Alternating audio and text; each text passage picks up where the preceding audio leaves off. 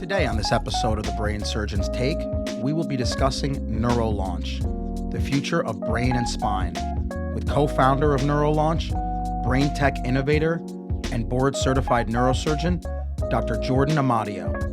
Learn about one of the most important frontiers for humanity and the cutting-edge ventures that shape our society. Much more on this podcast episode. Welcome back, everyone. Here's my take on Jordan Amadio. This guy is one of the rare breeds who thinks outside the box. Forget the fact that he went to Harvard, MIT, Princeton, Emory, and is a board-certified neurosurgeon. The fact that he's been featured in the Associated Press, BBC, Boston Globe. In my opinion, those are just names and diplomas. What really separates Jordan from all the other ivory tower professionals is the fact that he saw opportunity, took risk, and co-founded NeuroLaunch, which is the leading program for neuroscience startups. His work with NeuroLaunch has already led to 11 thriving neuro-ventures and over $15 million in value created for young investors. What really the medical field needs are more Jordan Amadios, entrepreneurs and advocates for advancement. Jordan is an inspiration, even to me. We all have the option of either staying in our comfort zone, being a follower, or do we push boundaries and be a leader? What path would you take? Listen up as we discuss NeuroLaunch, the future of brain and spine. Check it out. Hey, Jordan, how's it going, bud? Hey, Rick, how are you? Good, man. Can you hear me okay? I got you. I got you loud and clear. Is that the video pane? That is, man. All right, cool. Awesome. Good to see you, man. Good to see you, and thanks for joining us. I know you're super busy. I'm going to jump right into the questions because we got so much to cover here. And it's, as I told you before, it's such an amazing background that you have. I want to delve into kind of what your mindset was as you picked the different fields that you pursued. But how did you first get involved with entrepreneurship? Yeah, thanks, Rick. So it's great to be here. And, it's really exciting to join this podcast. You've had so many good guests and, amazing conversations. So it's fun to be part of it. I would say that it's really more about innovation for me than entrepreneurship per se. Entrepreneurship can mean multiple things. It's not just about starting companies. You can be an entrepreneur in your neurosurgical practice. As you well know, you can be an entrepreneur in your research life. And so, really, for me, it's not so much, a job description as it is a mindset. And, I'd be happy to speak about that with you today. But I've always been interested in kind of building something from nothing, right? What does it take to create something new? And that often involves a team effort. It involves a leader, but that leader has to figure out how to pull different resources from different places. And, that's always been, my favorite approach. What excites you the most about innovation, right? People get, different things make different people tick and kind of motivates them. For you, when you talk about innovation and pushing the field forward, what excites you the most about that? Well, I think it's really about being at the interface between neurosurgery and emerging technologies. So I've always viewed myself as somebody who wants to sit at that interface. And yes, primarily I am a clinician, right? To be 100% clear about that, I'm a full-time clinician. But within that work and outside of it, I've been really passionate about being involved in the most interesting things that are going to affect our field and adjacent fields in 10, 20, 50 years, right? And as a neurosurgeon, we're helping one patient at a time, and that's a very sacred thing to me. You're meeting people at probably the worst moment of their life, right, when they're undergoing brain or spine surgery. And you're helping them, and that's very valuable. But at the same time, it's rate limiting, right? So it's hard to scale that impact. Whereas, as an entrepreneur or an innovator, whatever term you choose, there's the opportunity to create a much higher scale impact and potentially, something that could be remembered for decades or even centuries. And that's what I think is most exciting about it. Now, I think when people think about doctors, they don't think of doctors as being innovators or businessmen or entrepreneurs, that we're all just kind of one-track mind, patient care. And I think that's true for probably 99% of physicians. But What do you think makes you different? The fact that you have that business sense or that innovative sense or that entrepreneur sense. This episode of the Brain Surgeon's Take is brought to you by vitamin water. Vitamin water is the ideal way to hydrate, replete your electrolytes, and maintain wellness. I drink vitamin water routinely during the day in order to keep up my energy and focus. Check out vitaminwater.com for more information and use the promo code BrainSurgeonsTake for 20% off your first order. Yeah, Rick. Well, I mean, I'd be curious to hear your thoughts on this too. I read your book on starting a brain tumor practice, and that should be taught in business schools. Honestly, I've never read a better manual to how to launch a successful enterprise. So I'd be curious what you say as well. But I think physicians in some ways are natural entrepreneurs. And I just think we have to see that within ourselves, right, and understand, where that can come from. I do think there's a shift going on. If you look at in the United States, anyway, if you look at 50 years ago or a century ago, most physicians and surgeons going through training ended up becoming entrepreneurs. They're set up a shingle, run a practice, and that orientation was kind of built in, I think, to the profession.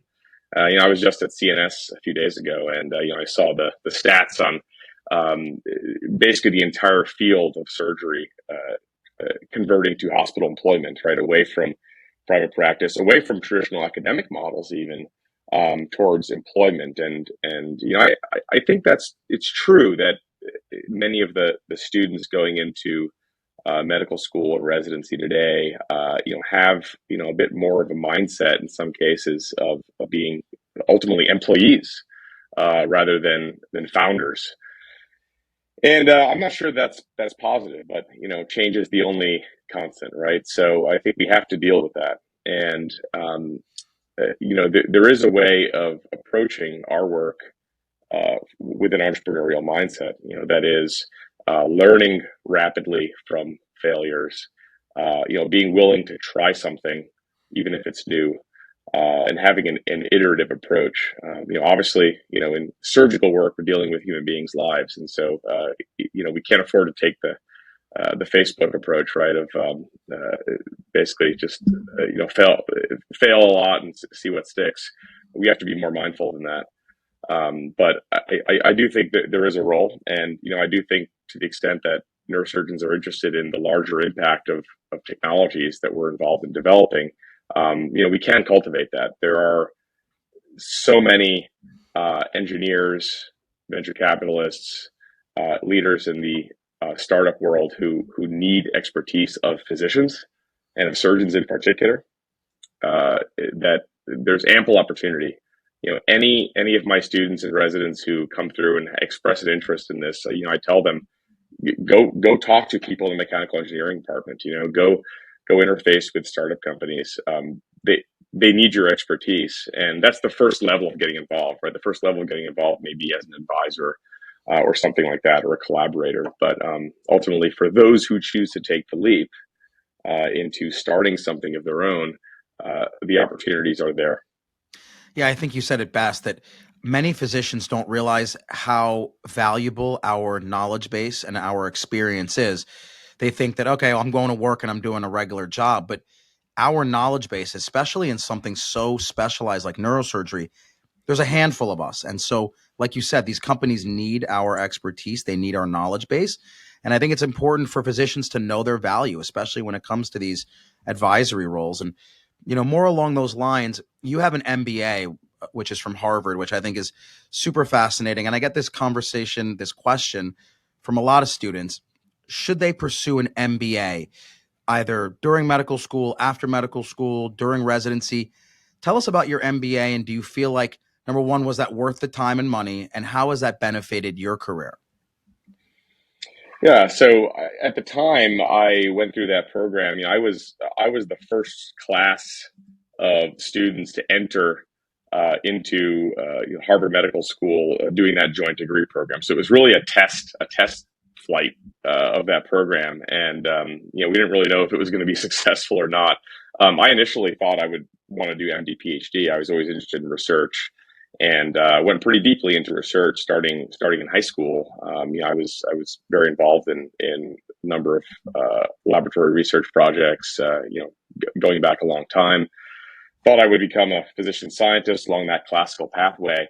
And then ultimately, I realized working one summer in Boston for one of the leaders of the MD PhD program, who was a great neurology researcher.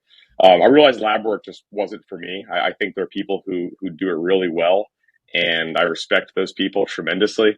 I don't think it was for me, and so I switched tacks and said, "There's this new M.B.A program." I was really excited about translational innovation, how to take things out of the laboratory, out of the clinic into the marketplace where they can help a lot of people. And so I said, let's give this a go. It was an extra year onto my training, and I'm very happy that I did it. It was really an extraordinary experience, something completely orthogonal to what you do in medical school. The people you meet are largely completely different in orientation, and that's very intellectually stimulating. Still in very close touch with a lot of the people from my class there. But fundamentally, I've had a lot of students ask me that as well, Rick, and I tell them it's not necessary. I really don't believe it is. More recently, I've become involved in startup culture and the sort of Silicon Valley style startup culture, and MBA is actually viewed as a negative there Really? often. It's yeah, it's certainly not required to be successful in entrepreneurship or business for that matter. I think it can be a really interesting experience, and if you go to the right program, you can meet some interesting people, but it is by no means required or necessary. Yeah, I think I totally agree with you. Whenever a student asks me, should I do an MBA at whatever time it is, before medical school, after medical school, during residency, I say that it's not necessary. However, I think doctors in this day and age, and even more important Yeah, moving forward, have to have some kind of business sense yeah, because our job is becoming very administrative. The business side of medicine, we need to hold on to that as physicians, as opposed to giving that up to the administrators. And so I definitely tell our students that you have to have a business mindset, not necessarily a business education.